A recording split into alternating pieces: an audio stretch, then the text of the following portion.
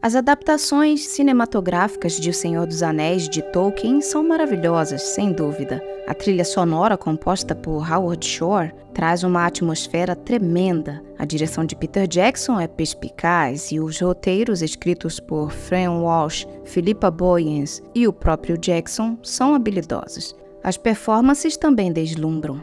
Existem, é claro, fãs de Tolkien que não se agradaram completamente com algumas mudanças feitas no texto original. Porém, acho que a maioria das mudanças funciona muito bem.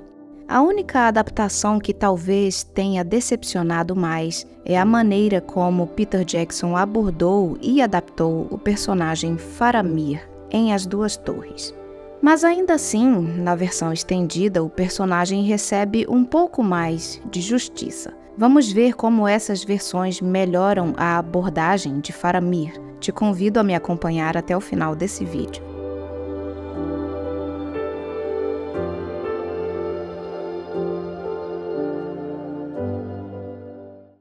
O Faramir de Tolkien é um personagem digno e moralmente correto, e não chega nem perto de ceder à tentação do Anel de Sauron. Ele mostra suspeita em relação a Frodo e Sam devido ao seu sigilo, mas por fim ele descobre seu objetivo, levar o Anel para Mordor para destruí-lo, e então os liberta.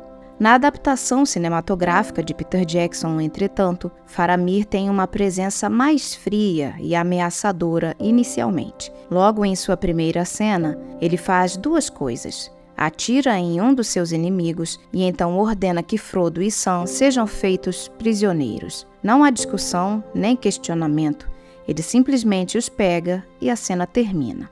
Quando Faramir finalmente os questiona, eles descobrem que ele é o irmão de Boromir e que Boromir morreu. Mais tarde,